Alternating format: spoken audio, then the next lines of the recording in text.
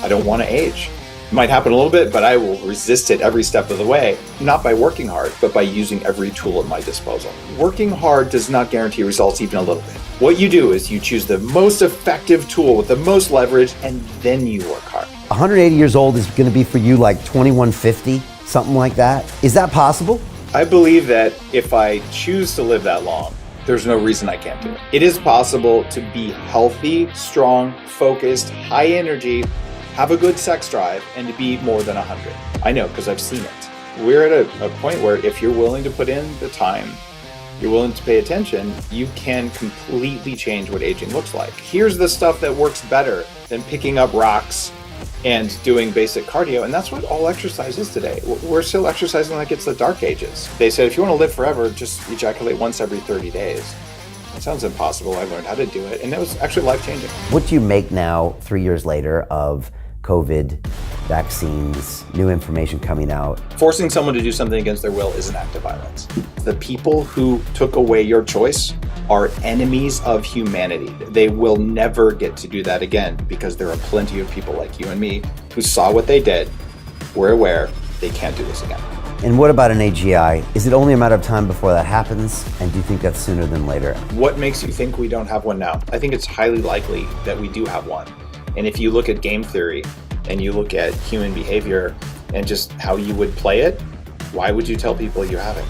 Working hard is bad for humans when we do it all the time. But if you believe that working hard is what all humans should do and you control an AGI, you will create a world where that's all humans can do. I don't want that world to exist. In fact, I won't allow it to exist.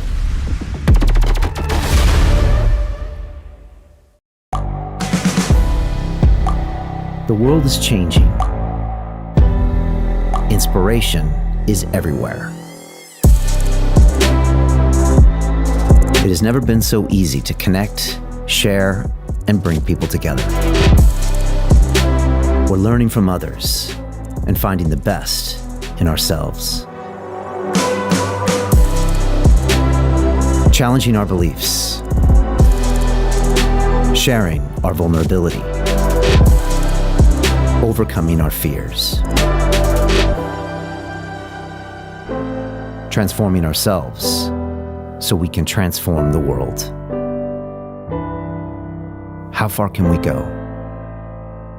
This is London Real. I am Brian Rose. My guest today is...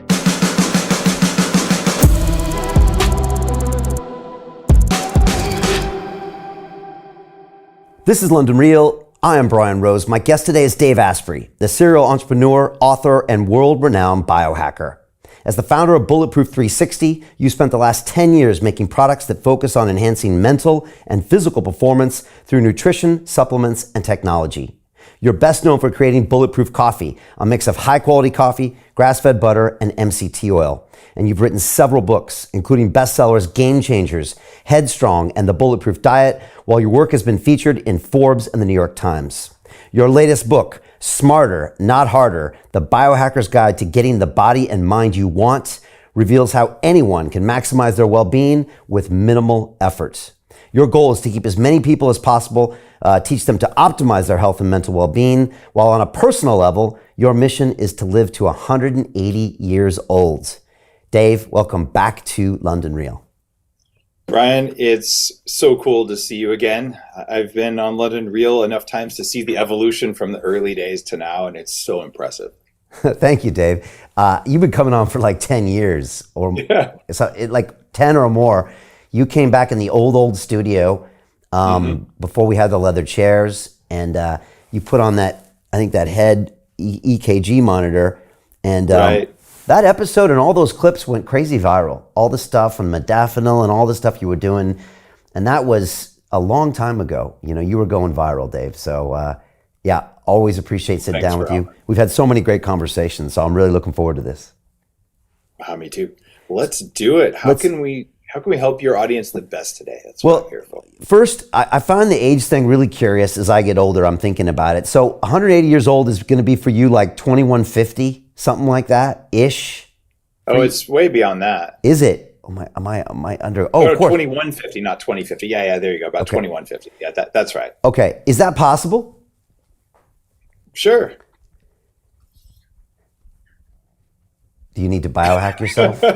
Did you want me to? Yes, it is possible. Do you believe you will live that long, or you could live that long? I believe that if I choose to live that long and a piano doesn't fall out of the sky or a truck doesn't hit me, there's no reason I can't do it. Okay, got it. And by following the protocols, I mean, I've heard you say that when you actually test your biological age, it's like 11 years younger than your current age. Yeah. So, I mean, through all of your practices, you're already tracking to be much younger than your number says. I'm 20% younger than my actual age, basically, slightly more than 20%, maybe 25%. And there's a great debate over which aging clock you should use to measure that. But the deal is, I used to weigh 50% more than I weigh now. I have a history of autoimmunity. I had chronic fatigue syndrome and fibromyalgia and high risk of stroke and heart attack and pre-diabetes and cognitive dysfunction before I was 30. I started out not strong. I'm like the guy at the Olympics who like falls over coming out of the starting block and then gets up and is like running and then catching up. But I did that. So if I can do this, it's probably easier for you. It's probably easier for someone listening to the show right now, because it's unlikely they're as trashed as I was. And also, unfortunately, I got to spend a lot of money to do that. But because I've done it, because other people are willing to go to crazy lengths, we're highlighting the way. We're lighting the torch to say, well, here's how you might do it. And the reason I could even do this is I started in my mid-20s running an anti-aging group where 80-year-olds taught me their secrets. So I'm just, passing it on and enhancing it and polishing it and handing it off. And there are now 25-year-old biohackers who have joined the movement that I started. And they are taking this saying, well, what would happen if I just didn't age in the first place? And they're getting profound results. And they're walking around with more energy than all their friends. And they don't age like their friends, because it's easier to do preventative maintenance than it is to go in and repair everything after it breaks because you wore it out. Yeah, I think the public now is much more in tune with having a conversation that maybe aging isn't a foregone conclusion, much more than maybe 20 years ago or even 10 years ago when we started the show. Probably it's still a long way from being a common thought, but a lot of people now are starting to really say, well, yeah, maybe aging's a disease. Maybe aging isn't something that's just a foregone conclusion. And if that's the case, then you might have solved one of the biggest cons on the human psyche, which is you just got to let it go and not try, and all of this crazy stuff, these mindsets. I mean, you mentioned my Instagram videos. I mean, I'm 51 and I'm doing head spins as a break dancer. And, right. I bet David 30 years ago, I wouldn't have done that because there would have been so much subliminal messaging that I had to act my age, or old people didn't do that, or I should feel these pains that maybe I wouldn't. But being around ideas like yours, I just think, well, why the hell not? So the mentality of it makes a big difference. It makes a big difference. And I find there's two groups of people now. There's the forward thinkers who are saying, well, that might be interesting to live way past 100.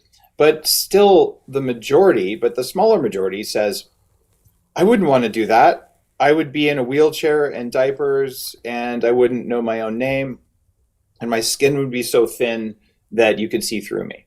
And there is no evidence that that is the only way to age. That's just what we've seen so far. And those are the same people who said, a week before the first airplane flew, men can never fly, and all this made up nonsense. Same thing with the 4-minute mile. It's impossible. One guy breaks a 4-minute mile, and the next year 4 guys do. And now it's like in high school, people break a 4-minute mile. So what happened? We just became aware it was possible, and we started doing it. And that's my job right now. It is possible to be healthy, strong, focused, high energy, have a good sex drive, and to be more than 100. I know, because I've seen it. And those are people who did not have any of the benefits we have today of AI, of the ability to access more information than a king or a president 50 years ago could do. You can get it for free online. And we're at a point where if you're willing to put in the time, you're willing to pay attention, you can completely change what aging looks like. And the new vision that I have for when I'm 180 is that I am at least as strong as I am now. I am way more wise than I am now because I'll have seen even more government tyranny overthrown. And I will actually be in a position to share a lifetime of knowledge with people who are interested. And I see it that way because I'm so lucky that people literally, I had an 88-year-old mentoring me when I was 26.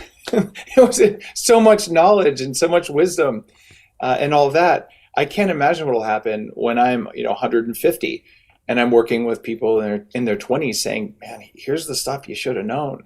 And if only 10% of them are open to it and they take that and then they live 150 years, we're going to change the shape of society with that kind of stuff. We need our village elders back.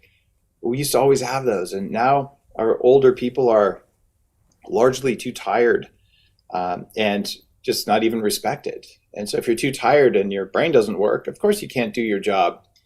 And I'm looking to make some changes there. I still find friends who are 20 and 30 years older than me, and I learn from them. And I have friends who are much younger than me, and I learn from them too. And that's in a healthy society, that's how it works. And it's not normal to be segmented only by your age.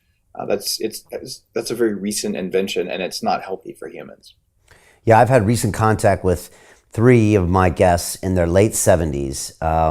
Guys like Robert Kiyosaki, Jim Rickards, and Dan Pena, who you know because we were both at his castle in Scotland about, 7 years ago. And these guys are in their late 70s. Not only are they crushing it, they're like creating new intellectual property. They've got like big plans. They're almost at the top of their game.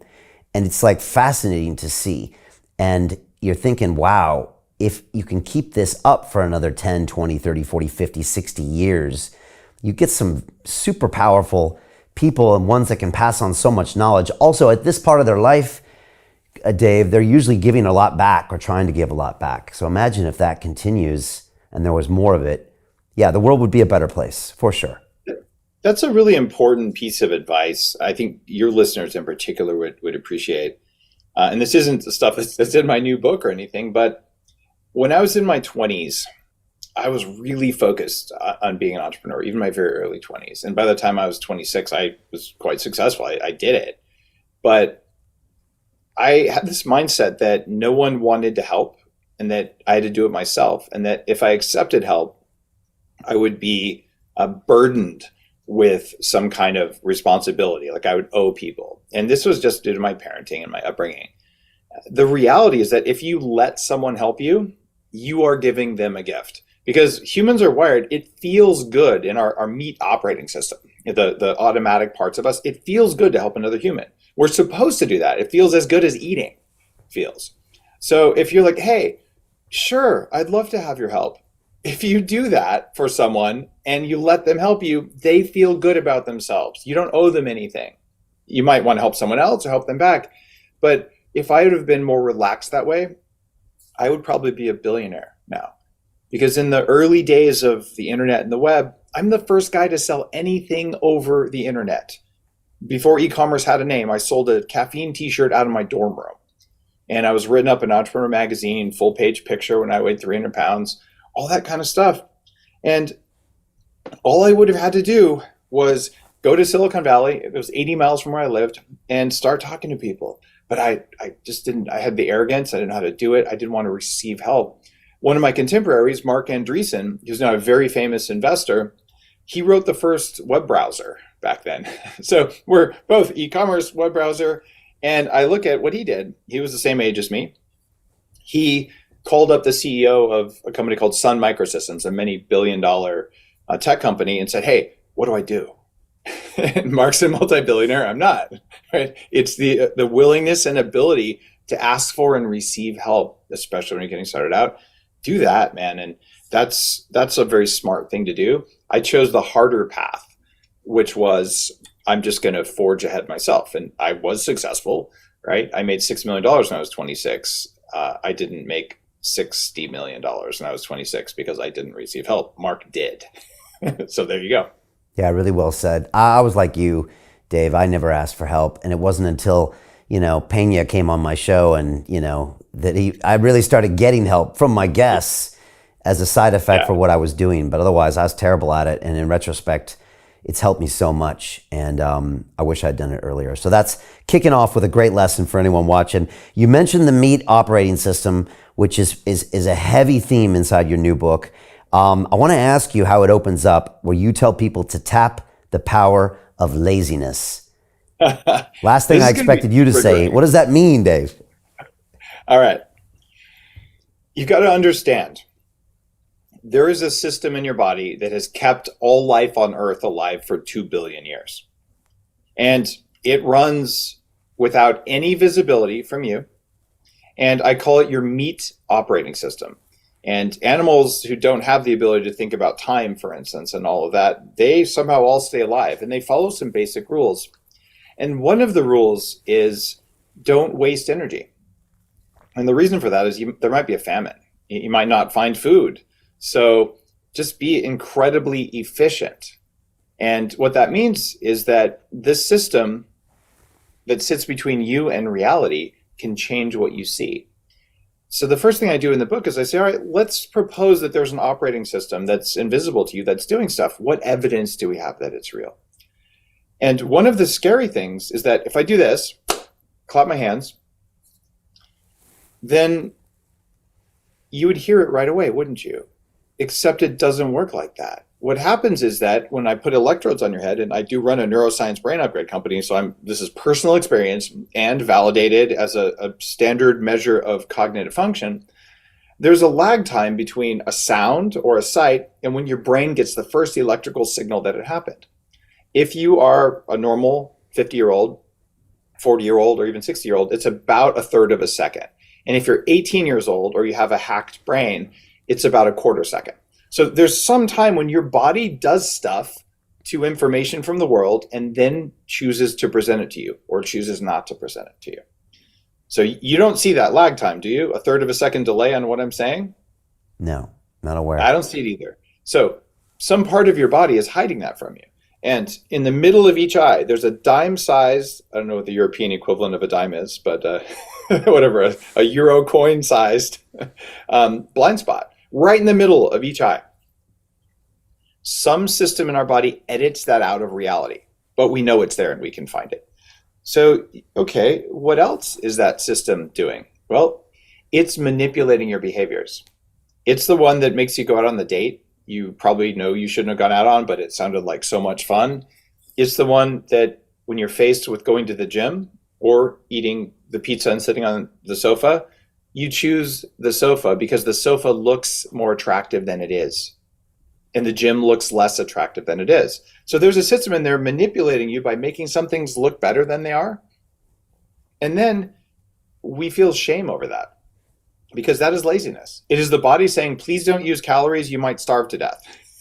So what we do is our coaches, our parents, our teachers, our society says, shame on you for being lazy. Dude, newsflash, your body is lazy and that has kept our species alive. It is very effective and there is nothing wrong with feeling lazy. That is a normal and healthy human thing because laziness also caused us one day, I will say it caused a guy, I'll just start that over. Laziness is important for us because, well, one day there was a guy and he was hoeing by hand. And he said, I hate this. And he looked at his ox and said, I think I'll make a plow. And then that guy, several generations later, said, you know what? I hate this. Let me make a tractor. So laziness drives human progress. There's nothing wrong with it. And if you feel an innate desire to not exercise, good. Your body is working correctly. So we drop our shame and our guilt about it. And then we say, all right, how do we use this innate drive to save energy? Well, use it to motivate yourself. The laziness principle, it's a new thing in personal development. And it's the fact that our body amplifies certain signals to look more attractive than they are. Saving energy or saving money feels better than spending it.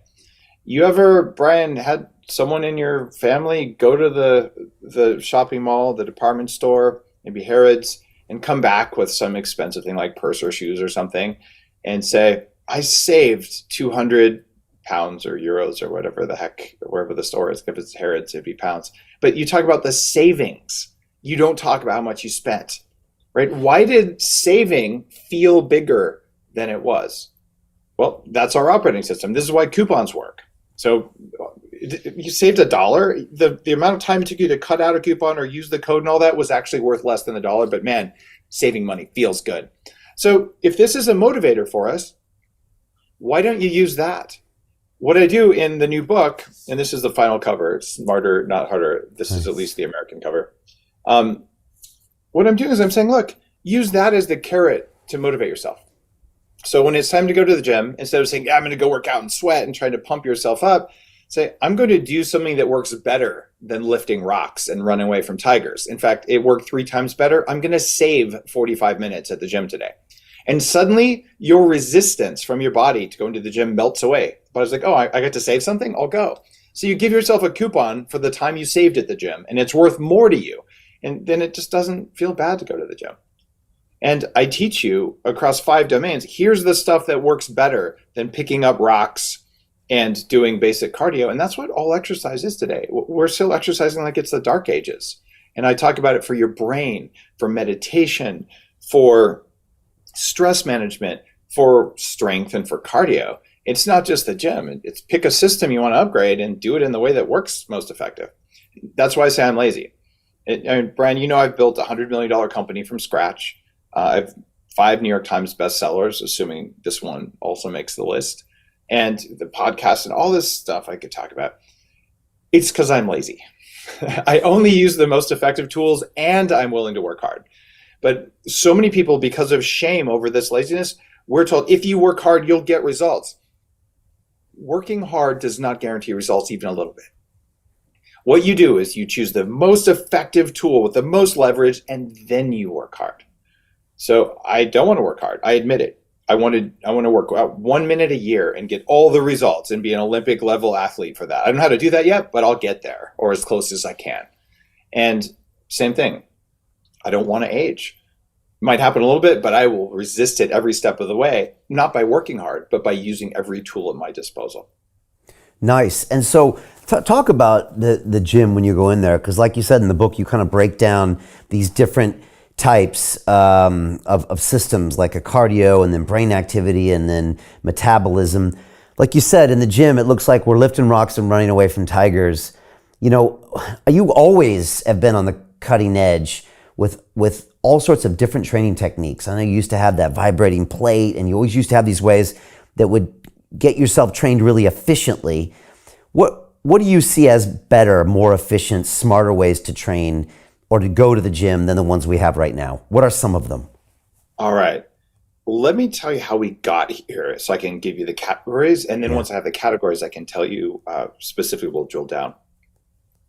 8 years ago, I said, I've got to start a company that's the first biohacking center where you can come in and do all the stuff that works so well.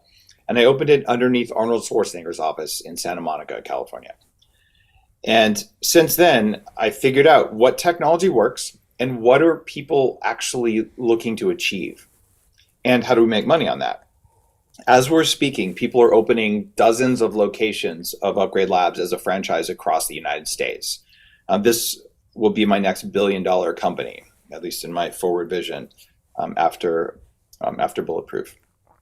So what's going to happen there? Well, you go in and we scan your body electrically to see where you are. Are you inflamed? Are you not inflamed? Where's the fat? Where's the muscle? How's your bone density?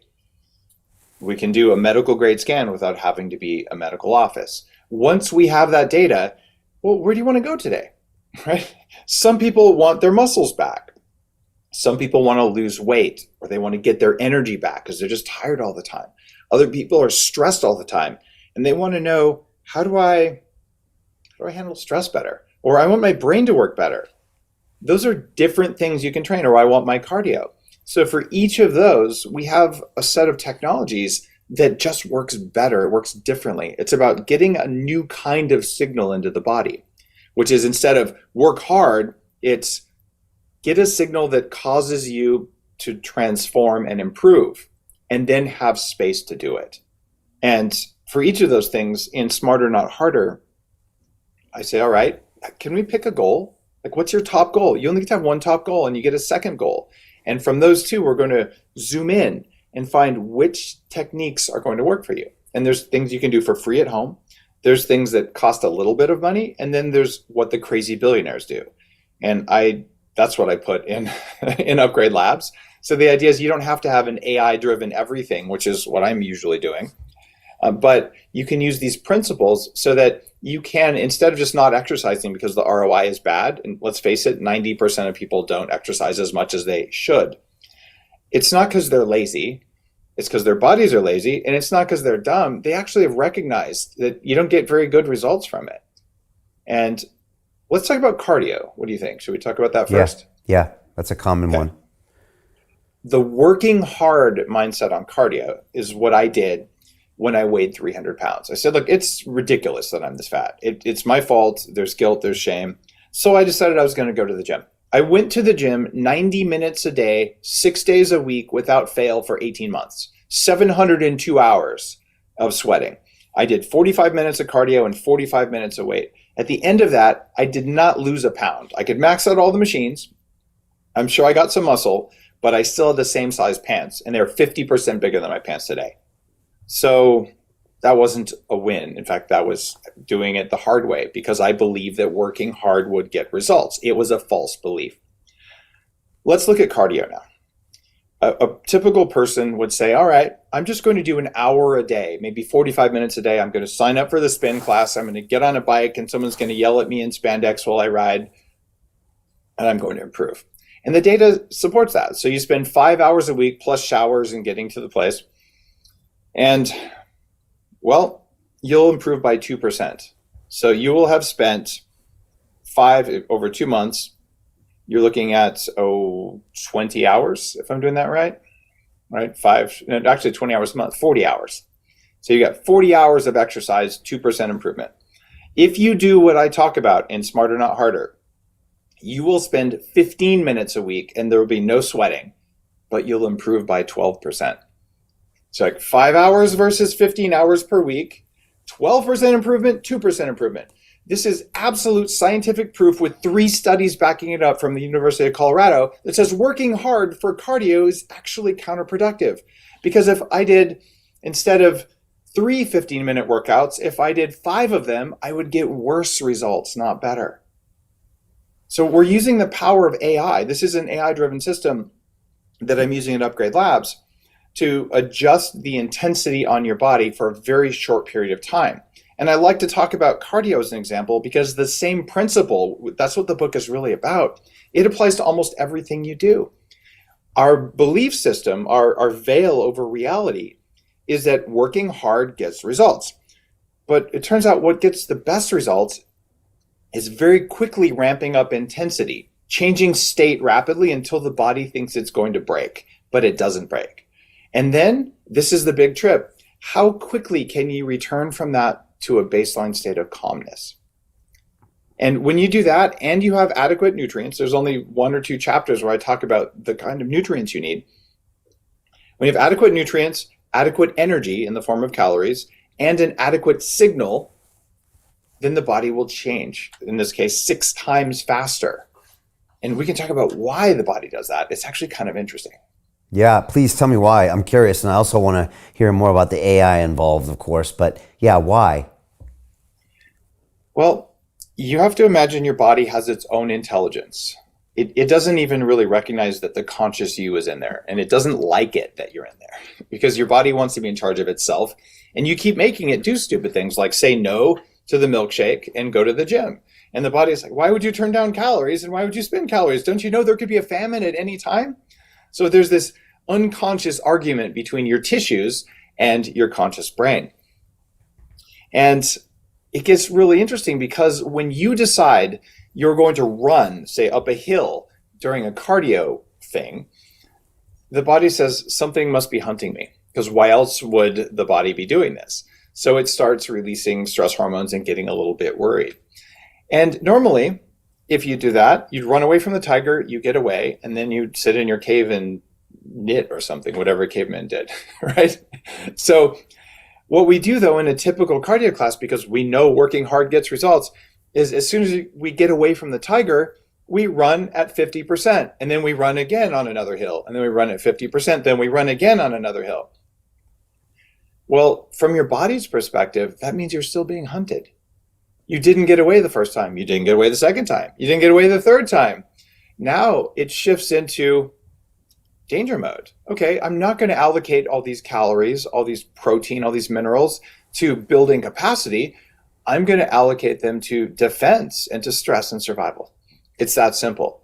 If you do what I'm talking about, where we use AI to rapidly load the system as fast as you can, and you can do this in a park, I tell you how to do it, but you want to deplete everything as fast as you can, like you were going to die. And then you want to quickly, with breathing exercises, very specific ones, return back to baseline. Just do that twice. And you're like, did I even get a workout? I wonder. Yes, you got a workout that works so much better that your energy comes back. So burning yourself out by working hard wasn't good. All I'm telling you is, if instead of spending an hour in a spin class, you spend 5 minutes doing what I'm talking about, well, what are you going to do with the other hour? Maybe you could do one of the other hacks in the book. Maybe you could do the one about gratitude. Maybe you could do the one about forgiveness. Maybe you could actually put some muscle on. Or maybe you should just go for a walk with one of your kids and hold their hand. It's free time. There's no social merit. There is no goodness to working hard unless you are working hard with the best tools. And you also have a similar mechanism with strength training, right? I think you did some work with Mark Bell, and you had him doing, it sounds like a similar piece where you really tried to stress this with this Sure. kind of AI component and get like the most out of him, but do it in a safe manner. Am I getting that right? You're getting it right. And Mark came up and tried out the technology. And he's a fantastic guy, really kind person. And, what we're doing at Upgrade Labs, whenever we can, there's AI involved because it just helps to customize the signal that goes into your body. So we have AI-driven cardio because it's very efficient on time, and then AI muscle stuff, which puts muscle on 3, maybe 5 times faster than lifting up rocks or concentrated rocks. So Mark is like 100 times stronger than me. He's one of the top 5 power lifters in the world, just a wall of muscle. And he's used to being able to pick up almost anything. So I put him on a computer-controlled, zero gravity. So there's no gravity, there's no weights that you're throwing around system. And he gets on it and he pushes. And he's pushing and going, what the hell? And after 4 or 5 reps, he's completely blown out. He's like, what did you just do to me here? Right? And it was really interesting. And I have so much respect for Mark and all the strength he's built up. When you're fighting against a computer that could literally pick up a truck, what we did for Mark and what we do for people who come into Upgrade Labs is we change the signal going into the muscles. So instead of being I'm fighting gravity to I'm fighting something else. And then the local systems in the body here, like, I don't know what that guy I'm fighting, I better get stronger. So in Smarter Not Harder, I teach you, okay, here's all the things we know that build muscle better than just fighting iron and gravity. And so that at the high end, there's that kind of a system with AI-driven resistance that doesn't look at all like picking up rocks. There are other things that work also faster than just lifting. And I'm not opposed to lifting. I'm just saying if you only have 5 minutes, what should you do? Another one is resistance bands. You've probably seen people using systems like TRX or other things like that. In big rubber bands, they actually look kind of dumb. But the reason they work is your muscles are expecting gravity and they get something else, which is a stretchy thing, and they have to adapt. And so you do something like that and you rapidly exhaust with a different signal than you're used to. And the body says, God, I'm going to have to adapt to this new signal. Okay, as long as you have the protein and the minerals, your body will do it. And this means you just get more results, less time. And it's funny, I don't use the word optimal on a regular basis because this isn't about being optimal. This is just better. Like you don't have to give anything up in order to get more muscle in less time. You just got a gain.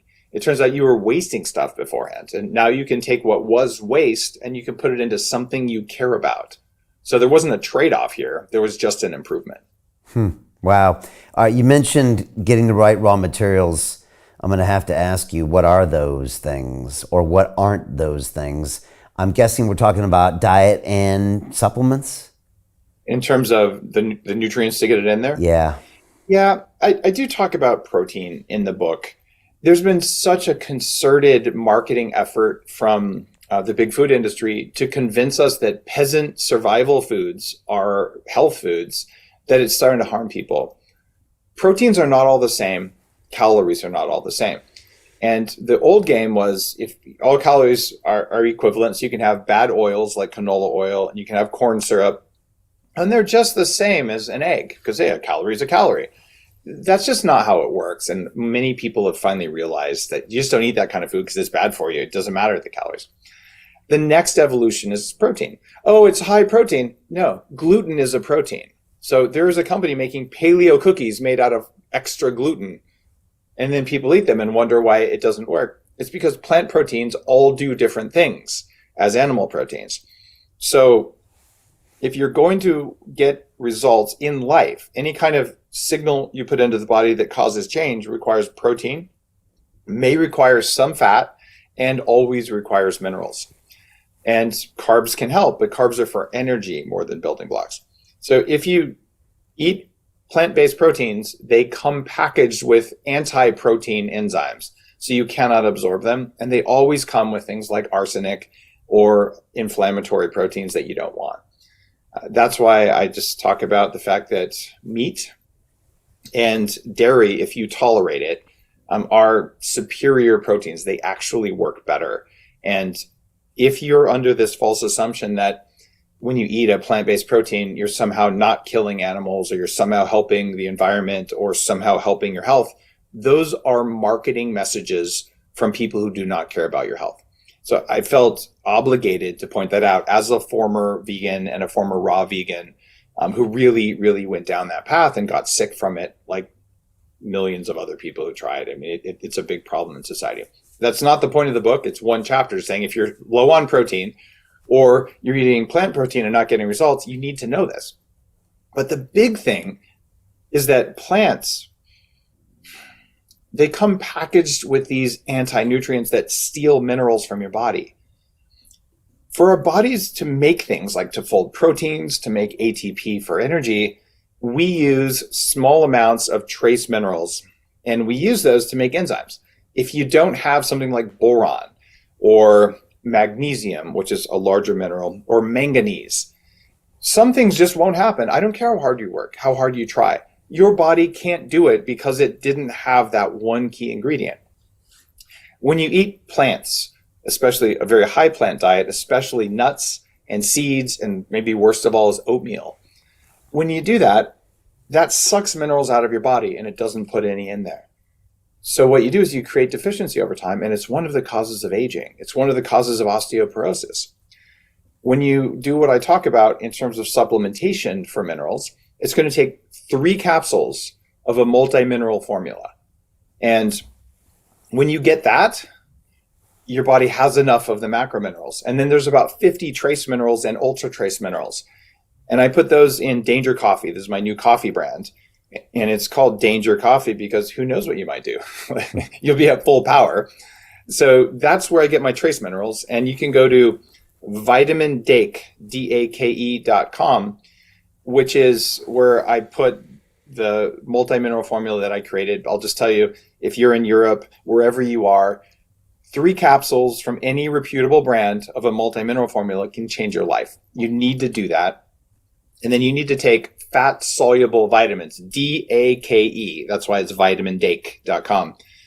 And if you get those, which come from animals, not from plants, except for vitamin E, those allow minerals to go into your cells and stay where they're supposed to be. So these are not sexy supplements. They're not the nootropics. They're not modafinil. They're not the stuff that you and I have talked about, the stuff I've created. It's just that if you're going to spend $20 a month on supplements, this is where you spend first, because these are the most foundational. You wouldn't want to build a house on sand. And that's what we're doing these days, because if you don't have those minerals to make your tissues, working out is kind of a waste of time. The last time you were here, Dave, I think you and I had a steak at the Hoxton Hotel. And I remember you brought some MCT oil with you, and you brought some salt with you, I think. And you were having the steak. And I think I asked you about salt. You're like, no, salt is good. You want salt and you want MCT oil. And it's funny, Dave, I just looked in my drawer in my office and I've got a bottle of MCT oil and a thing of Himalayan salt. And it's no way. Yeah, it's because of what you said that day. And you were like, no, this is good for you. And now I really incorporate that into my meals, including now animal proteins. I went a year vegan as well on a challenge, and I did an Ironman on one, etc. Remember, I was worried about you actually. Yeah, yeah. I think the initial time when you change is a getting to know period, and my body did okay. But at the end of the year, I just really asked myself, am I doing this because of my own dogged determination? And I've done these things before where, stayed an alcoholic or stayed a drug user for too long. And I thought, am I doing this just to be dogmatic?